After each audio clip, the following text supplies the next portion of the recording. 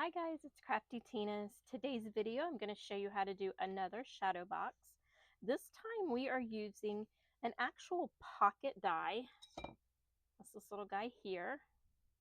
He's basically made so that you can make a pocket for a card or a scrapbook, but the pocket actually worked really well going around a custom sized shadow box.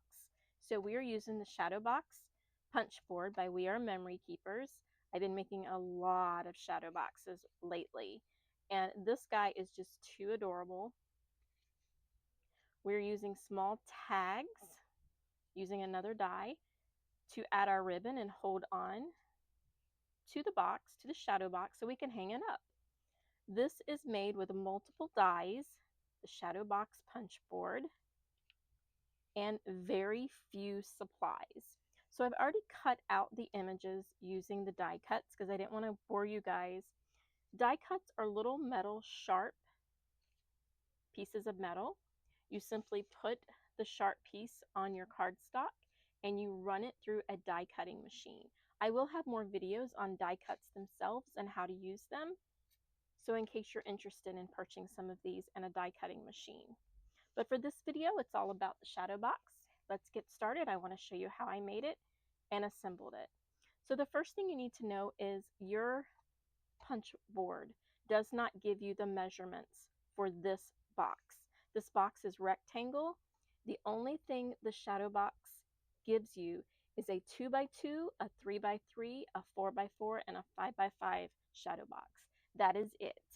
If you go over to my Facebook page, you can download the shadow box log sheet, and it will give you exactly what you need for making shadow boxes in a very, very large variety of sizes.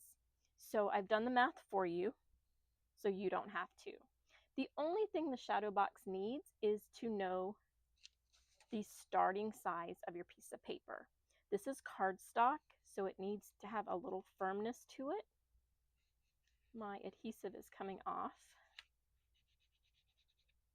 I used score tape for these edges. You can use glue. If your cardstock is very shiny, sometimes glue will work better than score tape. It just has that coating on it that sometimes doesn't allow it to stick. But this was also in the camper on the return trip in Florida weather. So this has been exposed to some pretty high heat. This was glued. It is another die. These were glued. The only score tape is holding the box together, adding the tags to the back, and as you can see, they did really well. So it's just this one little piece here. It's easy enough to take some, pop it up, add some glue, and seal it back down. The only thing you need to do to get this size box using the shadow punch board is to know what your starting paper size should be. So we're going to make a box that is 6 inches wide and it is 3.5 inches tall. I purposely did 3.5 inches tall because I wanted to add this pocket. So when you have a die that you wish to use, you can measure the die itself, and this is exactly 3.5 inches from this line to this line, because these are the tabs that fold in to make this a pocket. You can see that here. I don't want a pocket. I wanted a semi half cover for my shadow box, and it actually worked out really pretty. I'm sure this looks better in person than it's looking on the film. Now I do have a new camera, so if you see me come over here, it's because that's where the other camera was. The lighting is not as bright, and that will be taken care of shortly, but I'm sorry if I keep going over to 1/4. I will try to remember to stay in the center where I'm supposed to be. I want you guys to see actually how well this box looks. This would be a great birthday present. On the back side, if you wanted to, you could attach a gift card, or you could put a pocket here using a larger size tag and put the gift card inside. I know a lot of people say, what do you do with these shadow boxes? There's a lot of things you can do with them. You could add this to a gift. You could hang this in someone's office or cubicle to wish them a happy birthday. Pretty much anything, any occasion you'd want to add a happy birthday to something. And you can make this any occasion. It doesn't have to be happy birthday. So this is the die cut that we have here. So because this is a 6 by 3.5, and we're talking outside, there's multiple sizes. This is outside so that you know it is 6 by 3.5. Because we know this is 3.5 by 6, that means we can figure out exactly what our cardstock needs to be. So if you go to my Facebook page, you're going to find, I'm sorry I had to dig it out, you're going to find the craftytinas shadow box sheet. This past week, I added a whole bunch of sizes to this. This being the 3.5 by 6, it was added 3.5 by 6. It was already added. Because the outside, I was over here and I wasn't supposed to be, the outside is 3.5 by 6. It is the last thing on the chart. I have put these back in order for you guys. But because this is 3.5 by 6 on the outside, that means we reduce 1. The inside is 2.5 by 5. And our paper coming from here to here, we add 4, is 7.5 by 10. So once you have a 7.5 by 10 piece of cardstock, you have the proper size to make this box. This does not know what size paper you are using. It has its markings in certain places. So once you start with the right size cardstock, you will get the right size shadow box. So let me show you. Again, this is a 7.5 by 10. And I'm going to show you how to make your shadow box. It's very easy. They did a good job on this, minus only having 4 sizes. That's not a good job. So the first thing you do is you put your paper in the right side and you make 4 score lines. And I have more detailed instructions on doing this part on other videos, so I'm just going to go through it pretty quick. You're just making 4 score lines, and that's all the score lines that are over here is 4 on all 4 sides.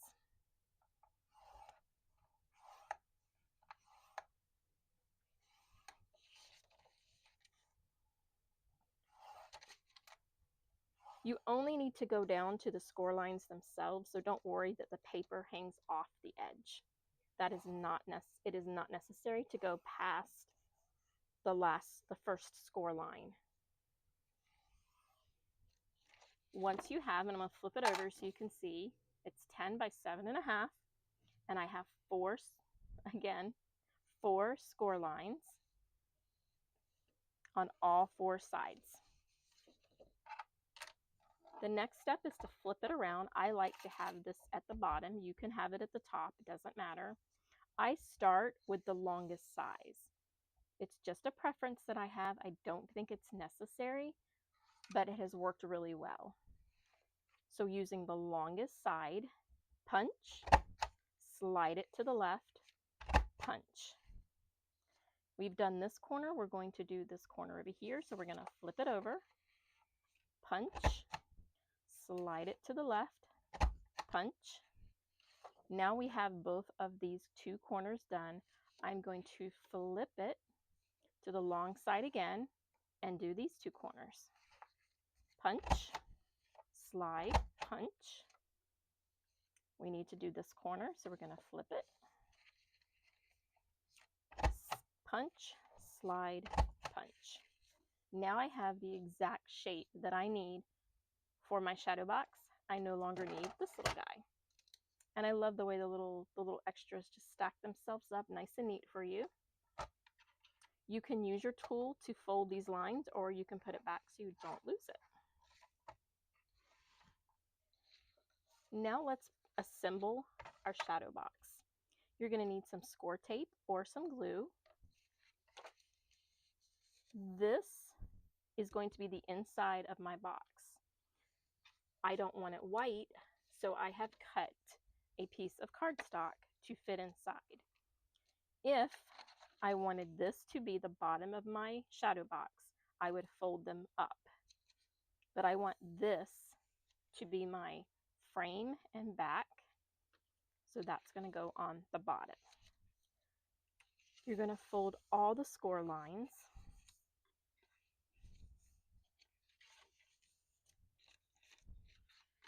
in, because this is the bottom of our shadow box and these are our border walls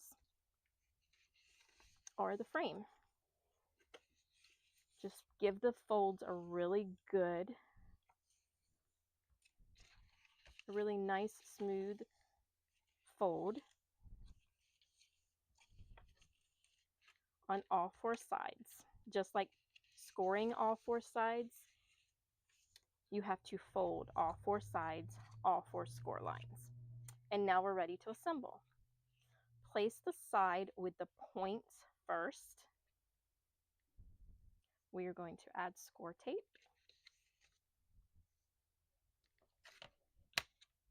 We're not going to let that roll off the back of the cabinet. We're going to place it on the last tab, the very last scored line to the edge of the paper.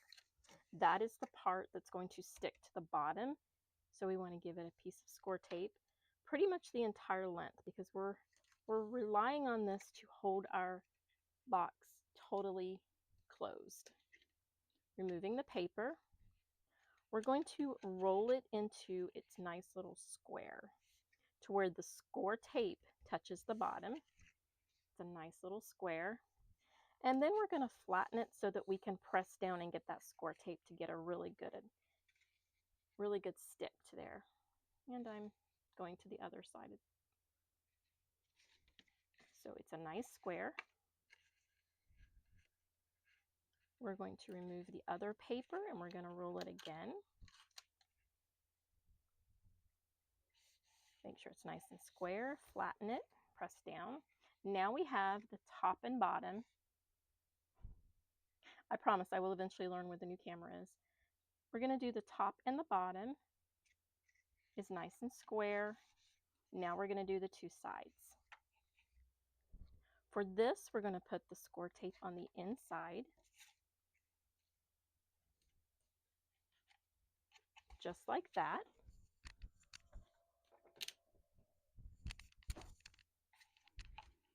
We're going to take off the paper.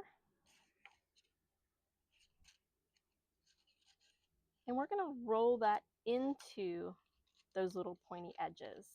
We're just rolling the square, flattening down the score tape, and you basically have rolled it into those little mitered corners.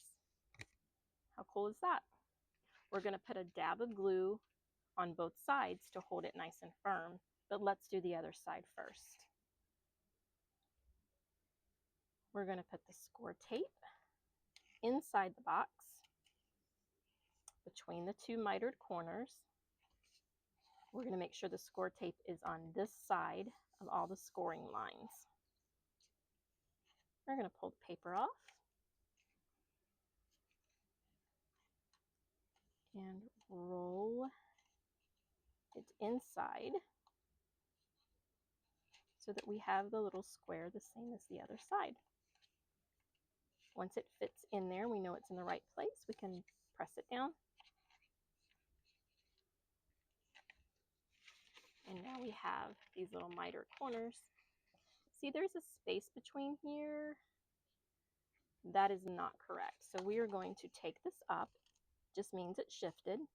With score tape, if you do it quick enough, don't leave it overnight, you can adjust it. Once it has set overnight, don't try to pull it off. You'll just rip the paper. So let's put it down again. Basically, the end of it goes to the first score line and the rest of it lays down. It's not as difficult as I am making it out.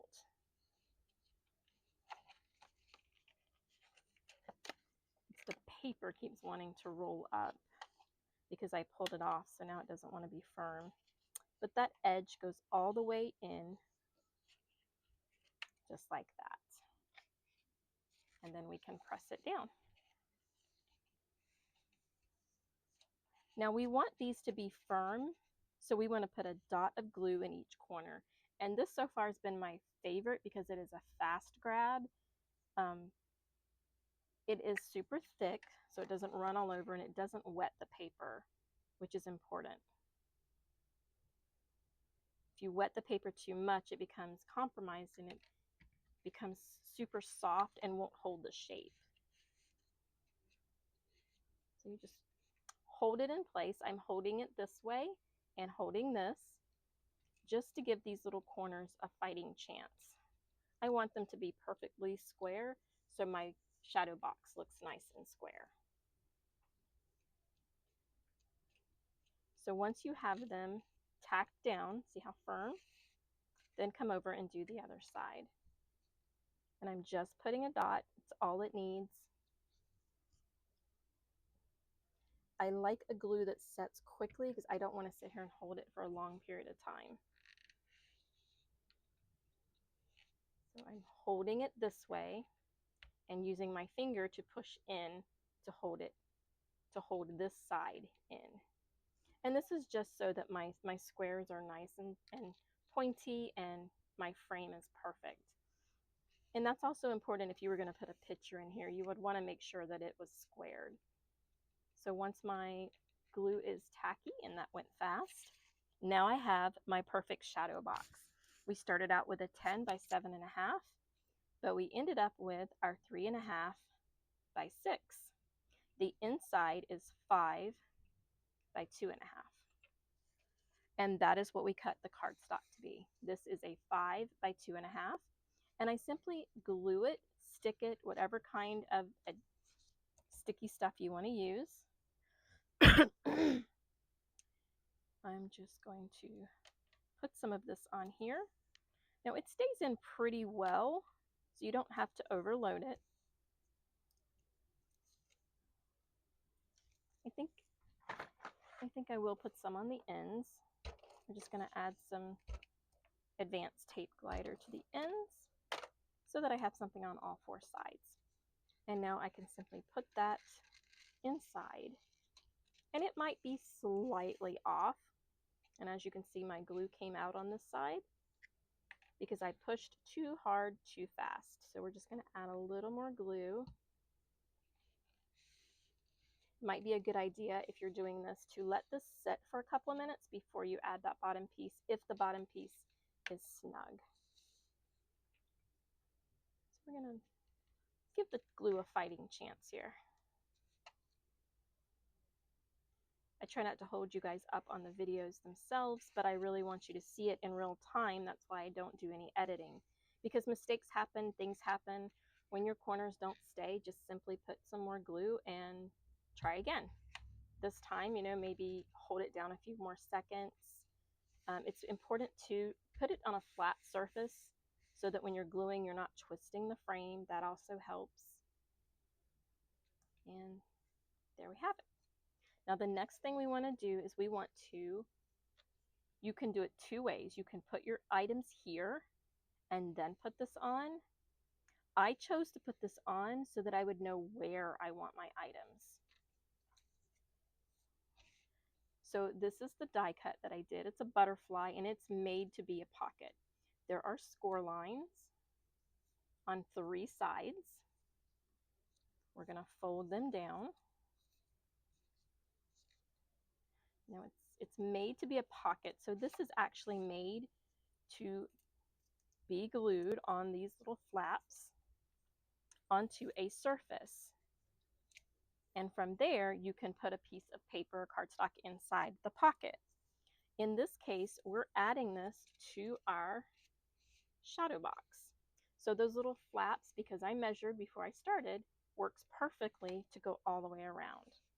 Now you can do this 2 ways. You can add score tape or you can glue it. Whatever is more comfortable for you. I'm putting score tape and then I'm folding it so that my score tape hits the top and the side.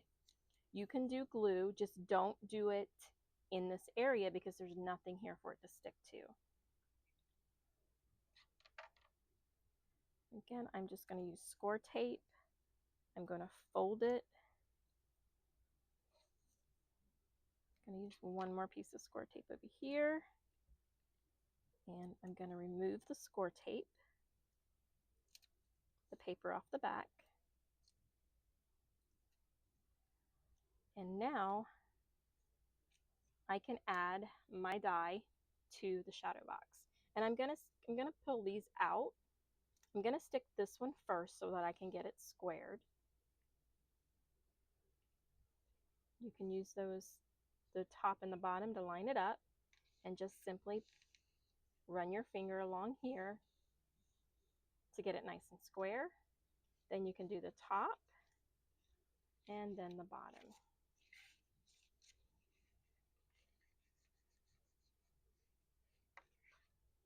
And there you have your overlay, this cute little butterfly guy. Now I can add the greenery, because I don't want the greenery tucked so far in you can't see it, but I wanted it to be really close to starting right here. All you need to do for the greenery is just add a couple of dots of glue on a few of the leaves. Again, this glue is super thick, so I don't need much, and I should have put it back in its holder upside down like it's meant to be. And here we go. You don't need a lot.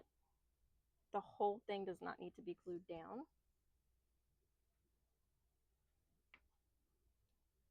Trying to get the gummy glue off. This glue is meant to sit in its lid upside down. It keeps it from drying out, and it has it upside down to have it ready for you whenever you're ready. So we're going to put that greenery down. And now we have our branch. The next thing we want to do is we want to add a butterfly, our happy birthday, and our flowers. So for the flowers are just a little punch. It's one of these little bitty flower punches. I watercolored and then I pressed the center to give it a cupped look. But I also want to add a rhinestone. These are adhesive back rhinestones. I'm going to put them in the center. These come in all different colors and sizes. It is a great thing to tell your husband to give you in your stocking, because they go on sale a lot. You can send them to the store when they're on sale to get you a variety. And now I have my pretty little flowers have rhinestones in them. It really changes the look of the flower. It also gives them a 3D dimensional look. Now we want to add glue. And normally I would use my tweezers for this, but I am not certain where they are right now. And where you put your flowers is your option. You can add as many or as few. I chose to add 4. I wanted to leave plenty of room for my butterfly. And there was about 4 branches sticking out, so I thought that would be a good number to do.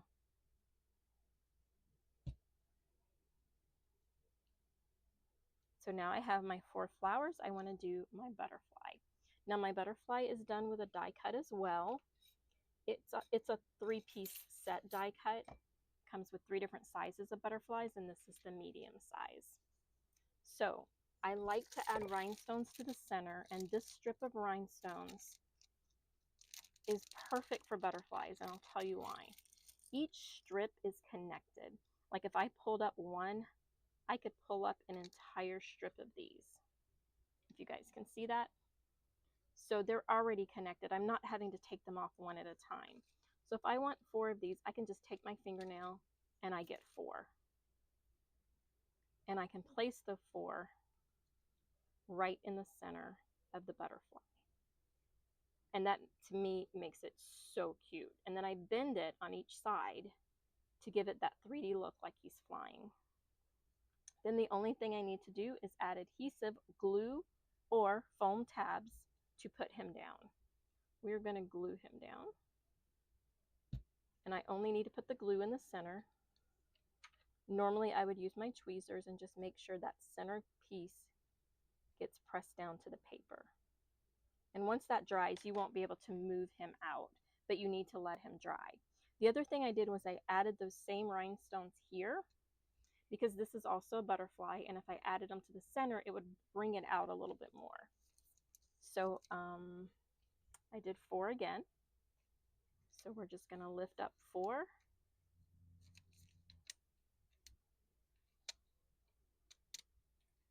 And use my fingernail to tear them apart.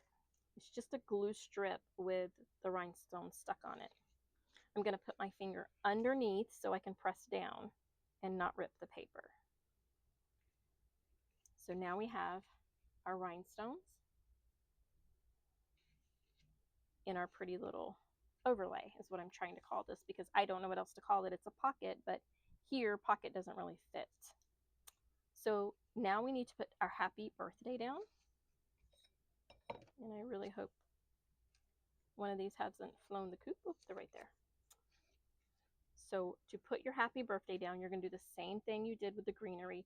You're just going to add some glue here and there. Where you put this again is optional. You could put it here, here, anywhere really, totally up to you. Just remember when you're putting glue, the very edges might hang off a little, depending on your size of die. So you're going to want to make sure that you don't put glue everywhere. Basically, I just put it down the center. You can always go back and add more, but it's very hard to take away. So I wanted my H to be in this section. That's the only reason I chose where to put it. Now see, my die is a little bit larger, and it's okay for it to hang off. That's why I put the glue down the center. Now I'm going to add my birthday to the bottom. It's a very long word, but I want it to end here. I want it to be more centered between here and here. But I'm going to do the same thing by putting glue just down the center. And because this is thick glue, it doesn't require much.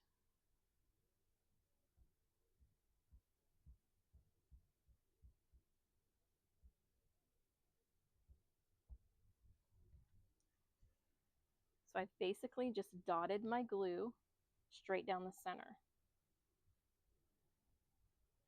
And I'm placing this to where the bottom of my cursive writing goes to the bottom edge. So my B hangs off a little top and bottom, the long ones hang off a little. It's okay. This die set was not meant to be only a 1/2 inch. It was meant to be larger, but it kind of looks nice hanging off. So now that we have our happy birthday, we have our flowers, the entire front is finished. Now what we need to look at is we need to look at the back. On the back, I've added 2 small tags as holders. It's just another die cut, and this is a tag die cut I've been using for multiple things. It is this set. It came with all the dies, this little fake perforated tear out page, which I will be using later to decorate a journal. It did not come with this. This is just in my holder. This die came in a set of 5, a rose, a bird, flowers, and a dragonfly, and the butterfly. I will put those Amazon links down in the comments or in the description of the video. So if you guys want any of these specific dies, you will see where they came from. All of these are sets except this one. I believe this was a standalone. This happy birthday comes with a full set of like cupcakes and cakes. So let's put these on. Now the first thing you need is you're going to need a little line across the back in order to put these on and have them the same height up and down. So what I basically did was, you could put them on a line, decide how much you want it to stick up away from your box.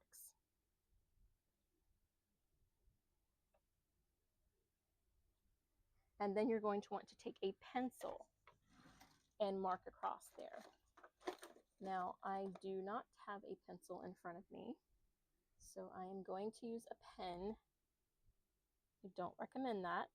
You're going to see it on the back. I recommend a pencil so you can erase it. But the pen will let you guys see it better if I keep coming to the right camera. So we're going to flip this over. And I need to attach these with the pretty paper facing down. So from this side, you see the pretty paper, just like this one. So my adhesive needs to be on this side, but no taller than that line. So you're going to have to look at it from the side and judge where to put your first piece based on the line. And for this is holding my box, and if it gets hung up, I want to make sure it's sturdy. So I'm going to put 3 pieces of score tape here. And then I'm going to do the same thing. And again, you have to put it on the pretty side below the line. And then I'm going to add 2 more pieces because I want 3. If you're putting score tape down and you go off the edge, don't worry about cutting it off. Once you take the paper off, you can simply fold it in. It saves you time, and you don't want those itty bitty pieces on your scissors. So I'm going to take the paper off of the little strips on both tags.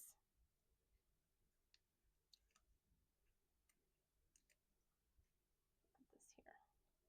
Now I need to place them. First, you want to make sure that you have it, you know what the top is.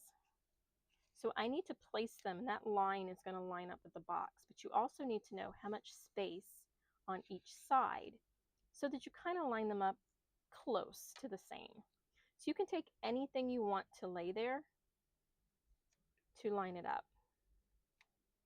Doesn't matter what you use. There's no set measurement.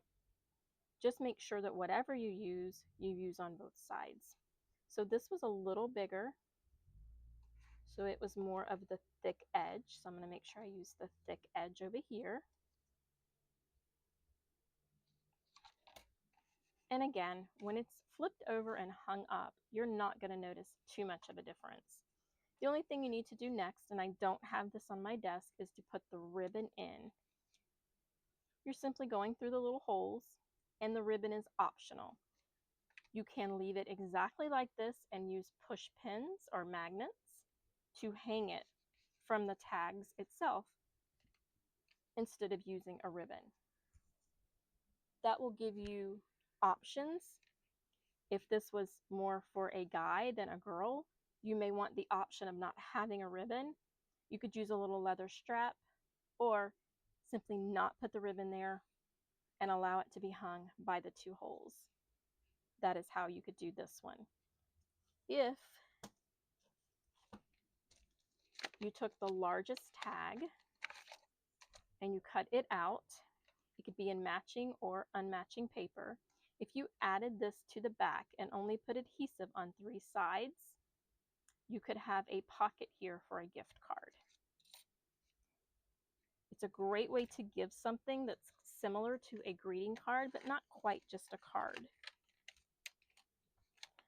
This would also look nice attached to the top of a notebook. If you're using your cinch machine and you're making spiral notebooks, you could make this as part of your cover. Just simply put adhesive on the back and add it to the cover itself. There's so many variety ways to use this. This board has made so many different shapes, sizes, colors. I've made a ton of these, and I am going to do a recap video going through and showing you guys just how many of these things you can make. I have been making them like crazy. We have added so many sizes to our shadow box sheet. This is on my Facebook page, so if you want to know how to make multiple size shadow boxes using the shadow box punch board by We Are Memory Keepers, make sure you come and join my Facebook page so you can get this printout. That's all I have for you today, guys. I hope you enjoyed my shadow box as much as I did. I absolutely love this one. So far, it's my favorite, but purple is my favorite color, so I may be a little biased. Thanks for watching. Join my Facebook. Make sure you like and subscribe. The more subscribers I get, the more videos I'm going to make. Thanks, guys, and as always, happy crafting.